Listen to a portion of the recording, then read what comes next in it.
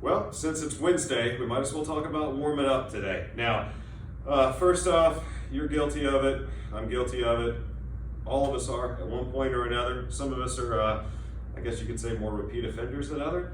But showing up to the golf course and not having any kind of a warm-up, right? Going right from the car to the shop to check in, right to the golf cart, right to the first tee. So we haven't struck a ball yet, except the first one we're going to hit is actually going to be one that counts on the first tee with driver usually. Now, we've got something we can do to help, and that's just a quick warm-up. It's not going to replace a full warm-up. It does not do that. But if we're not doing any kind of a warm-up, let's at least try to incorporate something like this in to help us so we can get a better start to our rounds and we can actually show up to the first tee and have struck a few balls in advance. Now, this one's really easy. 5 clubs, and it's going to be 5 shots a club, right? So 25 shots, basically a small bucket, small bag worth of balls. And the 5 that I use: sand wedge, pitching wedge, 9-iron, 7-iron, and driver.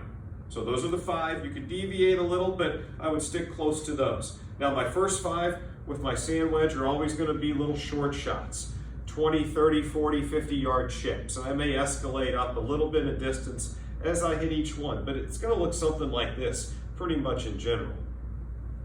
Right? Short, slow, controlled. I just want to get off and hit a few short ones in the beginning. Then I'm going to grab my pitching wedge and I'm going to go to just a little bit bigger of a swing. So I'm going to hit 5 with these, and honestly, I'll probably keep these at 75, 80%. I'm not going to go totally full or long,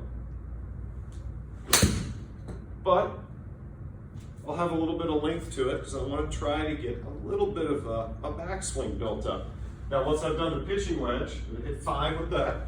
I'm actually going to grab my 9-iron, and I'm going to do the same thing.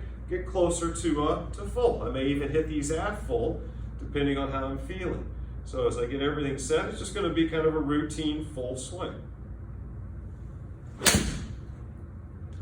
And one of my big keys as I go through this, I'm just working on balance. I'm trying to make sure that I've got good rhythm as I do it. After I do 5 with that 9-iron, I'm going to grab my 7-iron. And now I'm going to do 5 full swings with it. And again, I'm just going to try to take my time. I'm not going to rush in between swings and just find some good balance here through the swing. And then last 5, I'll grab the driver.